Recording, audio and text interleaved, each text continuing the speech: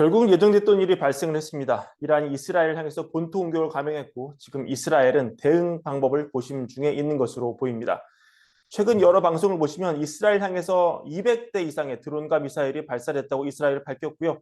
이란이 이란 영토에서 이스라엘을 직접 공격한 것은 79년 이후 이번이 처음입니다. 그래서 이스라엘 전역에 공습 사이렌이 울렸고요. 이스라엘 방공 시스템이 가동이 됐고 예루살렘 상공에서는 폭발음이 들렸다고 보도가 나오고 있습니다.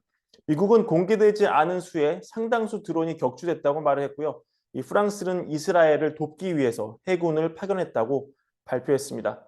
미국 정부 굉장히 빠르게 움직이고 있는데 현지 시간 토요일인데요. 국가안보회의가 소집이 됐고 바이든 대통령은 이스라엘 안보를 위한 우리의 약속은 철통 같다 이렇게 말을 했고 공화당 소속 스티븐 스칼리스 하원 원내대표죠. 이분도 다음 주에 하원 입법 일정이 우리의 동맹국 이스라엘 안보를 지키기 위해서 일정 변경까지 할 것이다. 그렇게 얘기하기도 했습니다. 그러니까 이스라엘을 돕기 위한 미국의 어떤 노력이 굉장히 초당적이다 이렇게 볼 수 있습니다. 근데 결국 공은 다시 이스라엘로 넘어간 것으로 볼 수 있는데요. 왜냐?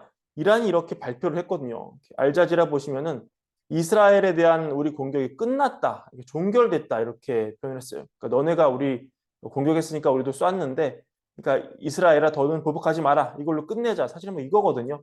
여튼 이 문제의 시작은 이스라엘의 이란 영사관 공격이었죠. 그리고 이란이 보복을 했고 이게 다시 확전으로 가느냐 안 가느냐 이거는 다시 이스라엘로 공이 넘어온 상황이다. 왜냐? 이란이 공격이 종결됐다고 했으니까. 이 정도로 이번 사태는 일단 정리할 수 있을 것 같습니다.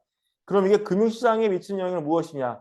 일단 연준 입장에서는 상당히 곤혹스러울 수 있습니다. 왜냐하면 이란 바로 밑에 호르무즈 해협이 봉쇄될 우려가 있기 때문이죠. 이 해협은 전 세계 석유 5분의 1이 통과되는 곳인데 만약에 사태가 확전으로 가고 미국이 개입을 하고 그림이 커지면서 이란이 여기를 봉쇄하겠다고 나서면 전 세계 석유 공급이 상당히 미스매치가 날 수밖에 없습니다. 그러면 이 코로나 이후에 전 세계 물가가 올랐던 바로 그 원인, 공급망의 붕괴, 이런 사태가 또 비슷하게 나올 수 있거든요. 연준의 파월 의장이 23년 작년에 공급망이 회복 속도가 내 예상보다 굉장히 빨라서 이 공급 곡선이 오른쪽으로 이동한 효과가 강하게 나타나면서 디스인플레가 발생하면서 GDP가 증가하는 이런 최선의 시나리오가 나왔고 이게 올해도 지속될 수 있다 이렇게 희망적인 기대를 하는 상황이지 않습니까? 근데 가뜩이나 지금 CPI 물가도 안 잡혀서 미국이 곤혹스러운데 여기서 유가가 뛰고 이게 공급망 문제로 비화되고 공급곡선을 다시 오른쪽이 아닌 왼쪽으로 이동시켜버리는 최악의 결과가 나온다면 미국은 디스인플레가 날 수 있는 중요한 수단을 하나 잃어버린 것을 넘어서 오히려 공급망 붕괴로 다시 또 한 번 물가 상승을 직면해야 하는 그런 최악의 시나리오를 맞이할 수 있습니다. 이런 시나리오는 비단 미국뿐 아니라 유럽, 아시아, 우리나라도 다 해당되는 것이기 때문에 전 세계가 이란의 이번 사태를 굉장히 주의 깊게 바라보고 있는 것이죠. 가뜩이나 상황이 좋지가 않습니다.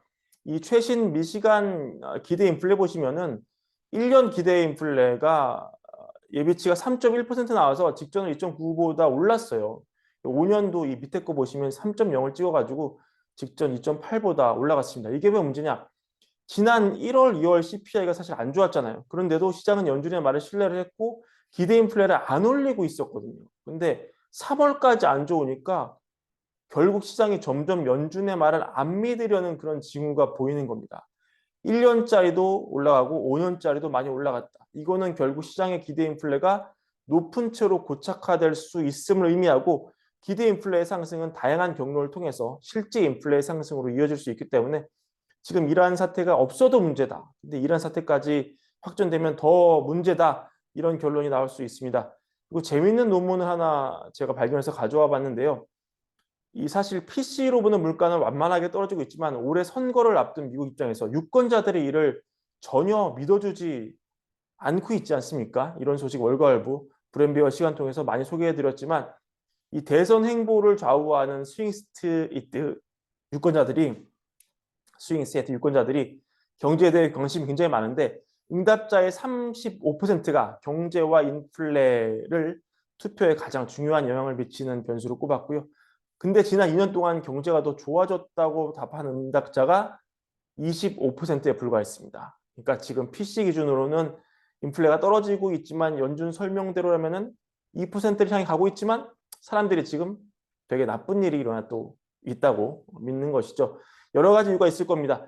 과거에 설명드렸지만 이 사람들의 물가 레벨 자체가 올라간 것과 즉 10,000원짜리 국밥이 15,000원이 된 것 자체에 주목을 하고 계속 그 기억에 사로잡혀 있고 이 15,000원짜리 국밥이 3% 올라서 15,000, 뭐 4,500원으로밖에 안 올랐다. 그러니까 물가 인상률 자체는 떨어지고 있다. 이거를 주목하지 않고 변동률을 보지 않고 높아진 가격 자체가 인플레가 여전히 높아지는 것으로 착각한다. 이런 분석이 있었는데 지금 세인트 루이스 여는 최신 논문을 보시면 재밌는 현상이 있습니다. 빅맥 지수라고 있잖아요. 여러분들 아시죠? 이게 원래는 나라마다 빅맥 지수를 비교해서 빅맥 가격을 비교해서 환율을 비교하는 용도로 쓰이는 건데 연구자들이 이거를 CPI랑 비교를 했어요. 보시면은 지난 10년 동안 빅맥 지수와 CPI가 약간의 갭은 있지만 거의 비슷한 방향으로 올라가고 있는 것을 볼 수 있는데요. 최근 지표를 보시면은 이 CPI 수치는 9까지 갔다가 여튼 내려오는 오고 있지만 빅맥 지수는 완전히 디커플링 돼서 지금 강력하게 올라가는 징후가 보여집니다. 하지만 이런 식료품 비중이 CPI에서 차지하는 비중 자체가 그렇게 높지 않기 때문에 이 높은 빅맥 지수가 CPI에 많은 영향을 주지는 못하죠.